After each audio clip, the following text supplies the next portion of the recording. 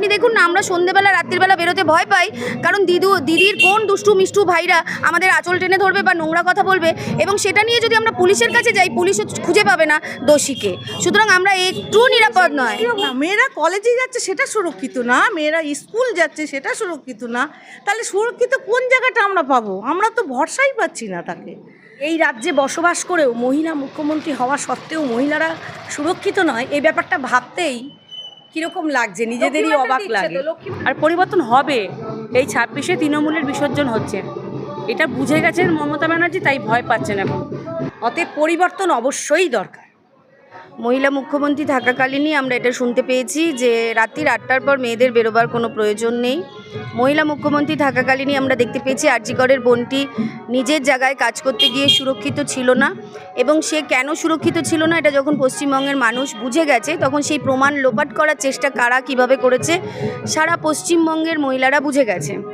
আর আমি যদি উত্তরপাড়া বিধানসভায় ফিরে আসি, তাহলে আপনি অলিতে গলিতে গিয়ে দেখতে পাবেন যে আমাদের কোনো মহিলারাই নিরাপদ নয়। কেননা এই 2-4 মাস আগের ঘটনাই আমি বলছি যে ছোট্ট ছোট্ট শিশু 12 বছর, একজনের 14 বছর, একজন তো শারীরিকভাবে অক্ষম, এমন বাচ্চার ওপরও নির্যাতন হয়েছে, নোংরামো হয়েছে। তো পুলিশ খুঁজে পায় না দোষীদের। পুলিশ নিজেও মহিলা, কিন্তু উনি জানেন যে এইসব কাজগুলো ওনার দুষ্টু ভাইরা, ওনার পার্টির ছেলেরা করে বেড়ায়। তাই জন্যই মুখ্যমন্ত্রী বলেছেন ছোটো বাচ্চা, ওরা ভুল করে ফেলেছে। মানে ওনার কাছে মেয়েদের সম্মানটার খুব একটা বেশি দাম আছে বলে আমার মনে হয় না। তাই জন্যই বারংবার উনি বলে থাকেন যে ছোটো বাচ্চারা ভুল করে ফেলেছে, এত বয়স অবধি রেপ হয়েছে, এত টাকা দিয়ে দাও। মানে তার মান সম্মানকে পয়সা দিয়ে তুলনা করে। তাই আজকের ডেটে দাঁড়িয়ে পশ্চিমবাংলায় আমাদের লজ্জা মুখ্যমন্ত্রী যে একজন মহিলা মুখ্যমন্ত্রী থাকা কালীনও আমরা বলতে পারি কর্মক্ষেত্রে কি মহিলারা সুরক্ষিত? না, কোথাও সুরক্ষিত নয়। শুধু আর.জি. কর দেখছেন কেন, আপনি যে কোনো হসপিটালে যান। এরপরেও আমরা প্রচুর ল পড়তে গেছে ল কলেজে দেখেছি, কসবা ল কলেজে দেখেছি। তো আমি অলিতে গলিতে আপনি দেখুন না, আমরা সন্ধ্যেবেলা রাত্রিবেলা বেরোতে ভয় পাই, কারণ দিদির কোন দুষ্টু মিষ্টু ভাইরা আমাদের আঁচল টেনে ধরবে বা নোংরা কথা বলবে, এবং সেটা নিয়ে যদি আমরা পুলিশের কাছে যাই পুলিশও খুঁজে পাবে না দোষীকে।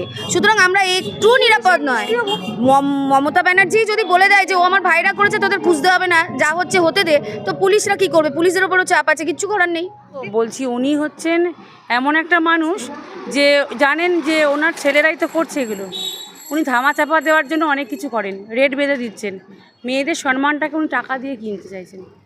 তা আজকে বাংলার মেয়েরা বুঝে গেছে যে আমরা বাংলার মুখ্যমন্ত্রী হচ্ছে লজ্জা মহিলা হিসাবে। আমাদের ভাবতে লজ্জা করে যে একটা মুখ্যমন্ত্রী মহিলা হয়ে নারী নিরাপত্তা দিতে পারছে না। আজকে কলেজে পড়তে যাচ্ছে, সেখানে ধর্ষণ হচ্ছে, রাত 8টার পরে বেরোতে বারণ করছে, বলছে যদি নিজেরা বেরো নিজের দায়িত্বে বেরোবে।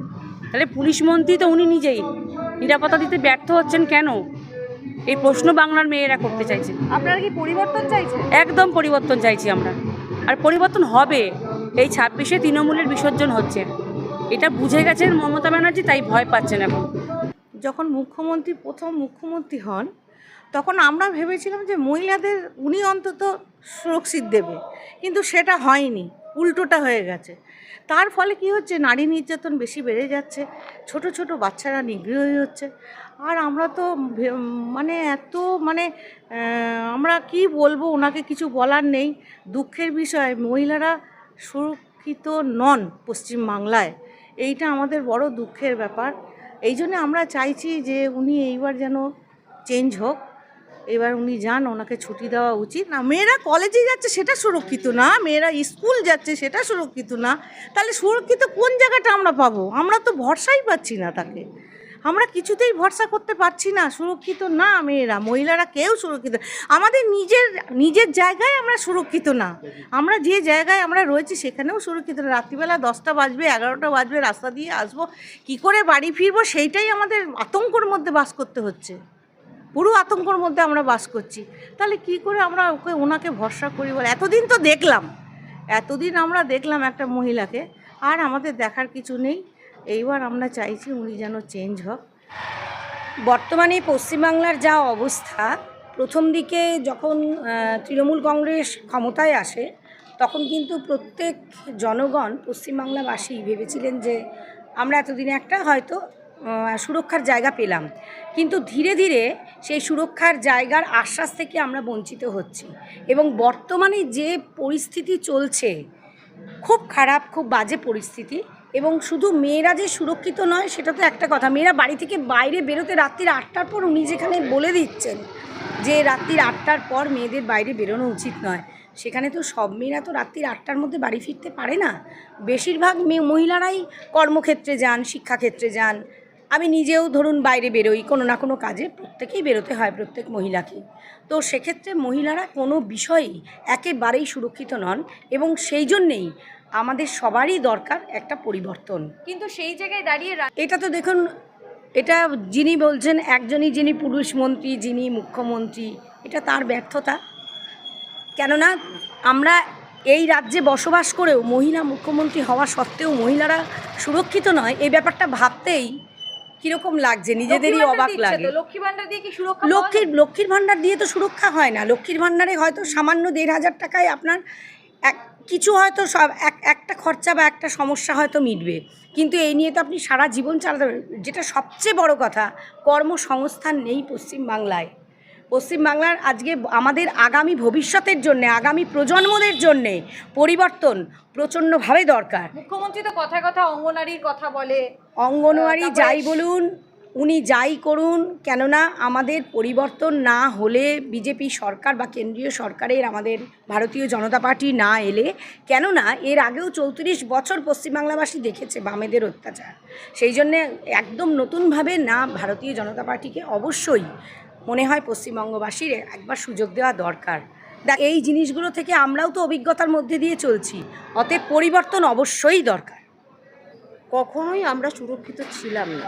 যখন 34 বছর সিপিএম এই রাজত্ব করেছে তখনও আমরা সুরক্ষিত ছিলাম না তেমনভাবে।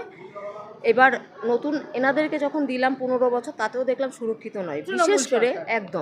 বিশেষ করে এই আরজিকর কাণ্ডের পর আমরা আরও বেশি পরিমাণ বুঝতে পেরে গেলাম যে সত্যি আমরা সুরক্ষিত নয়। আমাদের ঘরেও মেয়েরা রয়েছে, বোনেরা রয়েছে, সব রয়েছে। তো আমরা চেয়েছিলাম যে আমাদের মুখ্যমন্ত্রী মহিলা হয়ে উনি আমাদেরকে সব দিক থেকে সুরক্ষিত করবেন, কিন্তু যখন দেখলাম এই আরজিকর কাণ্ডে যে পুরোপুরি সবটাই ধামাচাপা পড়ে যায়, তার মানে আমাদের ঘরে মেয়েদেরও যদি আজকে কিছু হয় সেই রকমই অবস্থা হবে। যেই কারণে আমরা পরিবর্তনটা চাইছি। আজকে আমাদের ঘরে মেয়েরাও চাকরি করে, তারা যখন রাত্রে ফিরবে 8টার মধ্যে ফিরতে পারবে এমন কোনো ঘটনা নেই, ওদের 10টাও বাজতে পারে। আর সেই মুহূর্তে যদি আজকে দেখা যায় যে হ্যাঁ ওর একটা বিপদ ঘটে গেল, সেই সময়টা দেখবো আমরা কদিন কান্নাকাটি করব, আমরা বীর মিছিল করব, কিন্তু তারপর দেখবো আমার মেয়েটারও সেই জায়গাটা আর পাচ্ছে না। ভূমিকা এরকম নিষ্ক্রিয় থাকে কেন? আপনার সাথে কোনো ঘটনা ঘটলে আপনি এফআইআর করতে গেলে পুলিশ এরকম নিষ্ক্রিয় ভূমিকা পালন করে।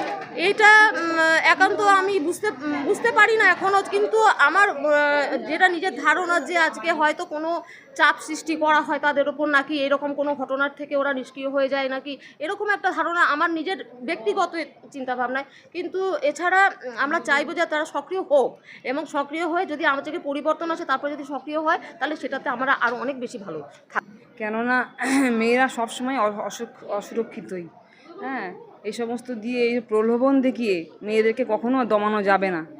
এই বিজেপি সরকার আসলেই সেই প্রমাণটা তারা সমস্ত পশ্চিমবঙ্গবাসী বুঝতে পারবে যে কি পরিবর্তন হতে চলেছে।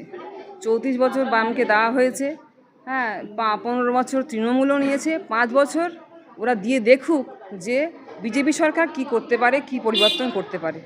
মেয়েরা কোনো মতেই সুরক্ষিত নয়। কর্মক্ষেত্রে সুরক্ষিত আমরা কর্মক্ষেত্রে তো দেখেছি কোনো মতেই কর্মক্ষেত্রে সুরক্ষিত নয়। আজকে ছোট ছোট বাচ্চাগুলো পর্যন্ত সুরক্ষিত না।